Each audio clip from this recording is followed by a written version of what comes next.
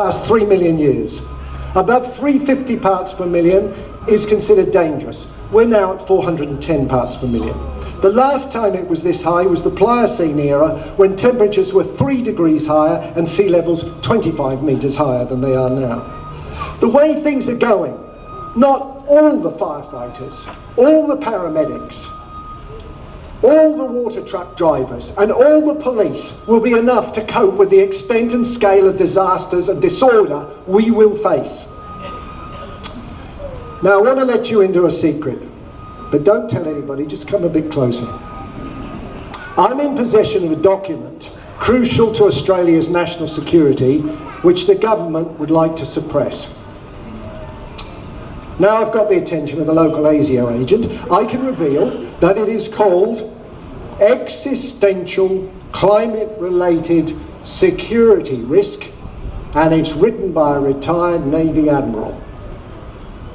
By the way, an existential threat is one that threatens the premature extinction of intelligent life or the destruction of its potential for desirable future development. The US military is calling climate change a threat multiplier, exacerbating conflicts over water and other resources. Australia's defence personnel appearing before a Senate committee in 2017 said they were in no doubt a warming world is a more dangerous world.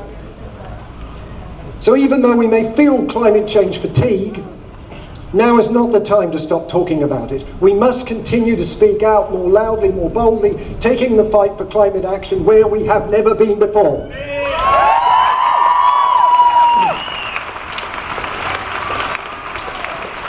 Civil disobedience.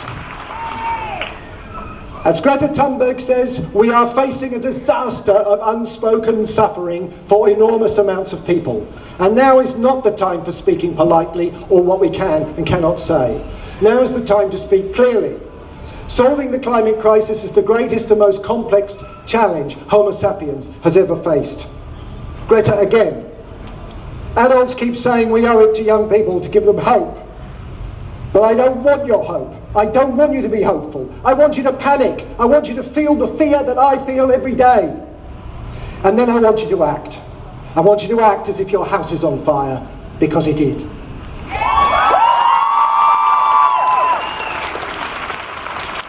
Thank you, Greta. End of quote.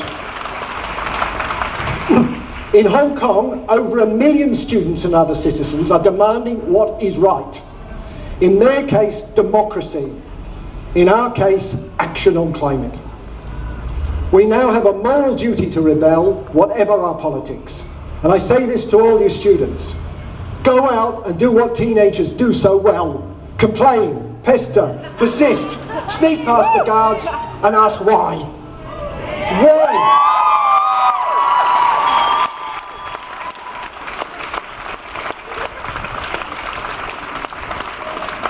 Why are our governments doing nothing?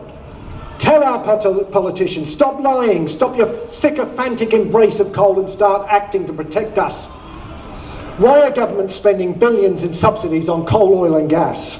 Tell our leaders, stop fighting the science and start fighting climate change.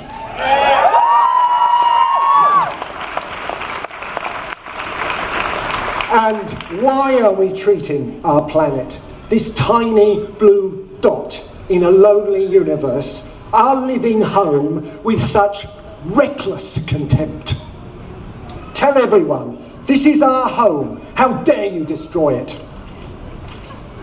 We can avoid irreversible, dangerous climate change, but only if we do everything and we do it immediately. It will require unprecedented rates of transformation. We must break our addiction to fossil fuels, meat, flying, reckless consumption, and forest destruction. Answers exist, many of them based on existing technologies. One assessment has identified 18 solutions. If rolled out now, widely, would cut over 1/4 of all emissions by 2030. And then add to this benefits of economic growth, job creation, sustainable development, poverty reduction, and we have a win-win situation for the environment and the economy.